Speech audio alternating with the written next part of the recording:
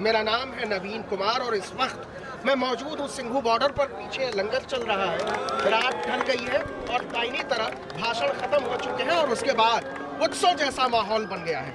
हमारे साथ एक किसान है और उनके हाथ में ये चिट्ठी है। ये चिट्ठी कोई मामूली चिट्ठी नहीं है, ये चिट्ठी खून से लिखी गई चिट्ठी है। ये चिट्ठी प्रधानमंत्री के नाम लिखी गई चिट्ठी है। इस चिट्ठी में लिखा गया है कि प्रधानमंत्री जी सुनिए, हमारा इंसाफ कीजिए, आपकी जिद ठीक नहीं है। किसान को भारतीय जनता पार्टी की हुकूमत इस हद तक ले आई है कि उसे खून की चिट्ठियां लिखनी पड़ रही हैं।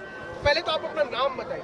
मेरा नाम तरनजीत सिंह है। मैं शहीद आजम सरदार भगत सिंह जहाँ शहीद हुए थे वहाँ धरती फिरोजपुर की मैं बिलोंग करता हूँ। सबुआना गाँव है मेरा।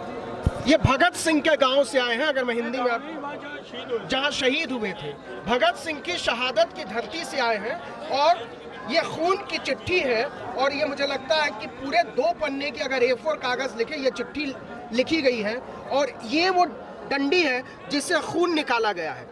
ये सुनने में बड़ा आपको अजीब लग रहा होगा और आपके रोंगटे खड़े हो रहे होंगे, मेरे रोंगटे ये बोलते हुए और इसको महसूस करते हुए खड़े हो रहे हैं। लेकिन ये सच है, ये इस दौर का भयावह सच है कि हमारे देश के किसान को, हमारे देश के अन्नदाता को खून से चिट्ठी लिखनी पड़ रही है। कारण हम इन्हीं से पूछेंगे। बताइए कि खून से चिट्ठी लिखने की जरूरत आपको क्यों महसूस हुई? बात ऐसी है, हमारी जो जमीन है, जायदाद है, बाबा बंदा सिंह बहादुर जी ने जो हमें बख्शिश दी थी मालकियत की, वो खोने लगा है। और दूसरी बात है, हमारे जो किसान जथेबंदी के आगू थे कई बार आए हैं यहाँ पर चिट्ठियाँ भेजी जो शाही, जो पिन की शाही होती है उसमें लिखा, शायद उस पर गौर ना किया वैसे लिख रहे हैं। इसलिए मैं दर्द बयान किया है। अभी हम वैसे नहीं लिख रहे, हमें सबसे इससे दर्द है हमारी ज़मीनें ना खुल जाएं। शायद मैं इसलिए लिखा, शायद एक निवेकली चिट्ठी होगी पहली जो इस शाही, खून की शाही से गई होगी और शायद पढ़कर कुछ उसकी ज़मीर जाग जाए हमारे माननीय प्रधानमंत्री नरेंद्र दामोदर मोदी जी की। सोचिए, ये स्याही नहीं है, ये खून है। और ये खून उस इंसान का है जो समूचे देश की धमनियों में खून रोकता है। वो फसल नहीं रोकता है, वो अनाज नहीं उगाता है, वो हमारी धमनियों में खून रोकता है, हमको जिंदा रखता है। हमारी धड़कनें उसकी मेहनत से धड़कती हैं और उस बिरादरी की नहीं सुनी जा रही है, उस जात की नहीं सुनी जा रही है, उन लोगों की नहीं सुनी जा रही है, धरती पुत्रों और किसानों की नहीं सुनी जा रही है। इसलिए प्रधानमंत्री नरेंद्र मोदी जी, अगर आप ये देख पाए या कोई आपको बता पाए तो आप देखिए कि हिंदुस्तान का किसान आपको स्याही से नहीं, खून से चिट्ठियां लिख रहा है। और वो इसलिए लिख रहा है ताकि उसको लगता है कि हो सकता है आप बहुत मसरूफ रहते हो, आप बहुत व्यस्त रहते हो और आप स्याही से लिखी चिट्ठियों पर गौर न करते हो, तो कम से कम आप खून से चिट्ठी लिखी हुई चिट्ठी पर तो गौर कर ही लेंगे। क्या आप सुनेंगे ना, क्या आप पढ़ेंगे ना? प्रधानमंत्री जी, आप बताइए इसमें क्या लिखा हुआ है? ये गुरमुखी में लिखा हुआ है, आप हमको बताइए।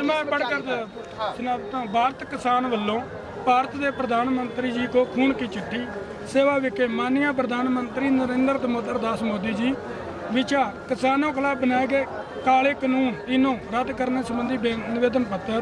श्रीमान जी, बेनती है, हम सब भारतीय किसान हैं, आतंकवादी नहीं हैं जो हमें गोदी मीडिया आतंकवादी बताता है। हम दिल्ली सारे किसान अपने हक लेने के लिए आए हैं। माननीय प्रधानमंत्री जी जो तीनों खेती कानून लेकर आए हो वो किसानों की मौत के विरुद्ध हैं। इसके पहले भी बहुत बार किसान दिल्ली आए हैं, आपको काले कानून रद्द करवाने के लिए चिट्ठियाँ पेन से लेकर दी हैं, पर आप शायद उस पर कभी ध्यान ना गया हो। अब मैं किसानी दर्द अपने खून की शाही के साथ भेज रहा हूँ। तीनों काले कानून रद्द किए जाएं, किसान खुशी खुशी दिल्ली से अपने घर जाएं। क्या देश का अन्नदाता कहाने वाला किसान आज सड़कों पर रो रहा है? मुझे उम्मीद है कि ये काले कानून रद्द करोगे और भारत का लोकतंत्र जीवित रह सके। आप जी का धन्यवाद। भारत के किसान का पुत्र किसान तरनजीत सिंह। जय जवान जय किसान, किसान एकता जय भारत। लोक एकता जिंदाबाद, किसान एकता।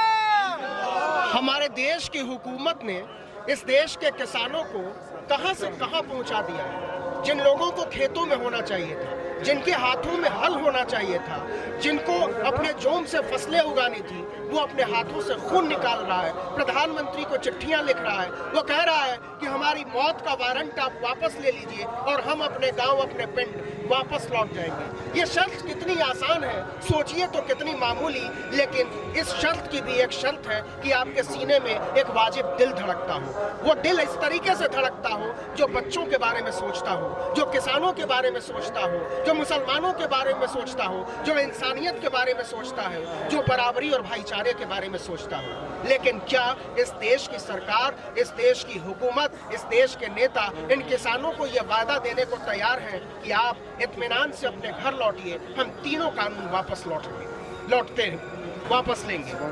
उस दिन के इंतजार में किसान दिल्ली की सीमाओं पर ठहरा हुआ है। उसे इंतजार है कि सरकार आज नहीं तो कल अपने कानून वापस ले लेगी और हम अपने घर वापस लौटेंगे। आर्टिकल 19 इंडिया के लिए सिंघू बॉर्डर से इस वक्त के लिए इतना ही। नमस्कार।